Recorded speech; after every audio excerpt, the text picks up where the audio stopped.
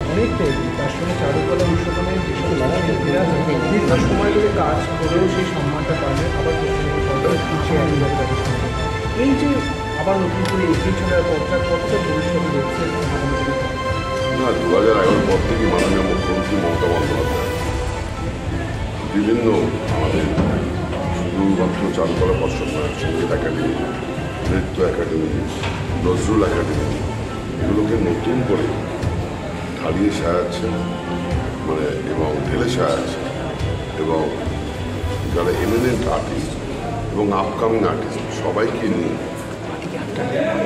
আমরা এই ধরনের কাজ করছি। এবং ভালো লাগছে যে প্রশ্নের মধ্যে দিয়ে যে আপনারাও খুশি এই ধরনের কাজ করার জন্য।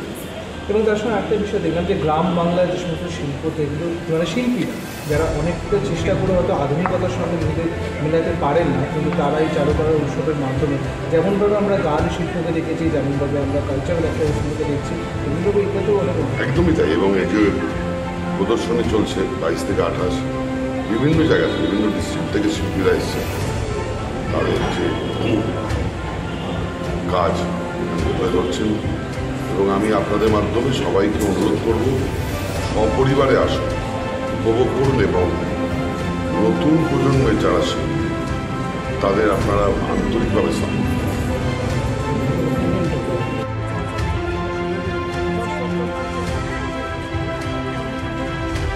মাননীয় মন্ত্রী এবং মহানগরীর ক্রীড়া থাকেন।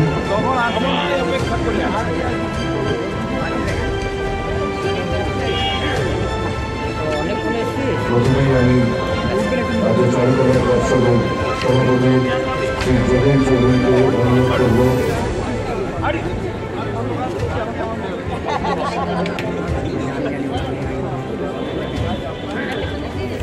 রাজ্য চারুকলা পর্ষদের যে সমস্ত সদস্য রয়েছেন মাননীয় সভাকে আসতে অনুরোধ করছি।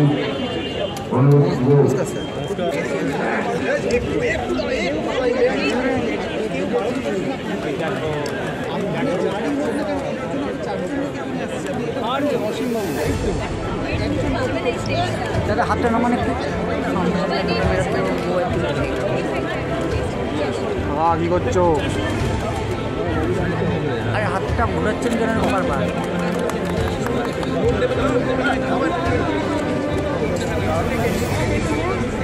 দয়া করে অনুরোধ করছি, দয়া করে মঞ্চটা ছেড়ে দেবেন।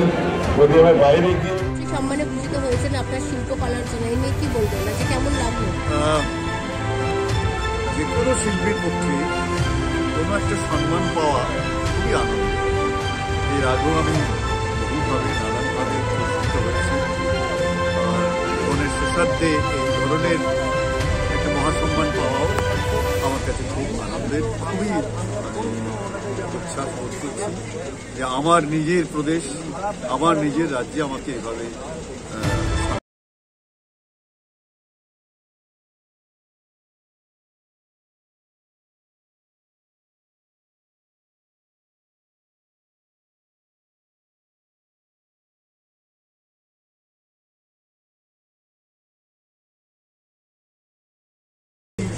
একটাই ইচ্ছে থাকে, সে যেন ক্রমশ এগিয়ে যেতে পারে। আমি যেন এখানে এটাতেই যেন শেষ না হয়, আরও যেন আমি করতে পারি, ভগবান যেন আরও আমাকে শক্তি দেয়, আরও আমি কাজ করতে পারি। আগামী প্রজন্মদেরও বলি যে তারাও যেন আমার মতো একজন শিল্পী যে কখনো কখনো মুডের অপেক্ষা করে না, যে কখনো তার অভ্যাস থেকে বঞ্চিত হয় না, প্রতিদিন সে সকাল থেকে সন্ধ্যা সে একটা খোঁজার মতো শিল্পের জগতে সে ঘুরে বেড়ায়, সে কিছু করার চেষ্টা করে। আগামী প্রজন্মদেরও বলবো যে তোমরা মুডের জন্য অপেক্ষা করো না, দিনরাত্রি ছবি আঁকছে, শিল্প করতে করতে, পাথরের বা মাটির মূর্তি করতে করতে তোমরা একটা ঠিকানায় পৌঁছবে। যদি না করো তাহলে আশাও করতে পারো না যে ভবিষ্যতে তোমরা একটা কিছু ঘটাতে পারো। এটাই সবচেয়ে বড় কথা।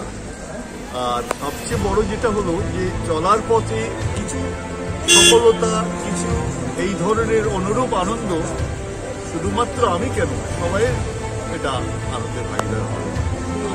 আমার এই আনন্দে আশা করি জনসাধারণ খুশি হবে যে আমি যে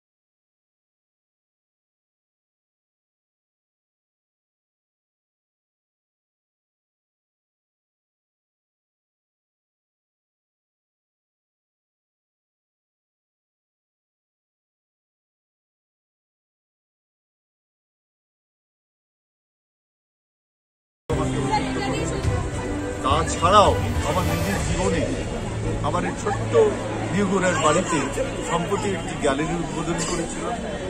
আর সেই গ্যালারিতে বহু মানুষের মানে আগমন থেকে আরম্ভ করে উচ্ছ্বাস দেখেছি। আমার ছোট্ট প্রয়াসে সবাই সাথ দিয়েছিল। আমার স্বর্গত পত্নী ডক্টর অর্চনা দাসকে স্মৃতির উদ্দেশ্যে এই গ্যালারি অর্চনা নাম দিয়ে যে অনুষ্ঠানটা করেছিলাম, যে প্রোগ্রামটা করেছিলাম, তাতে কলকাতারই বেশ কিছু শিল্পী এবং তাদের মধ্যে সৃজন আর্ট গ্রুপ, আমি তো দিল্লিতে থেকে ব্যাপারটা করতে পারতাম না। তো সৃজন শিল্পী কন্টেম্পোরারি আর্টিস্ট গ্রুপের সমর্থন যদি না পেতে হয়, অনুরূপভাবে ওই গ্যালারির উদ্বোধন আমি সাকসেস করতে পারতাম না। আমি তাদেরকেও ধন্যবাদ জানাই যে আমার সাথে তারা হাত দিয়ে আমার ওই ছোট্ট প্রয়াসকে সাফল্য করেছে। আর আমি সবাইকে জানাবো যে অনুরূপ প্রয়াসটা ওখানেই শেষ হয়নি। আমি যখনই কলকাতার বুকে আসবো কিছু না কিছু প্রোগ্রাম নিয়ে আমার ওই ছোট্ট নিউগড়িয়ার বাড়িতে গ্যালারি অর্চনায় যেন আবার জগমগে উঠুক, আবার সবাই মিলে হাসি ওই উল্লোড়ে বাঁচিয়ে রাখুন। এটাই আপনার যে গ্যালারিটা করেছেন এটা শুধু কি আপনার জন্যই করেছেন না জনসাধারণেরও? ভবিষ্যতে অনেক কিছুই পরিকল্পনা আছে, কিন্তু আমার বলাটা ভুল হবে, কারণ আমি তো কোনো আমার কথাটা ভাবি। আমি যা কিছু করছি হয়তো প্রাইমারিলি আমার স্বর্গত স্ত্রীর উদ্দেশ্যটা করলাম, কিন্তু এটা জনসাধারণের জন্য একদম করে।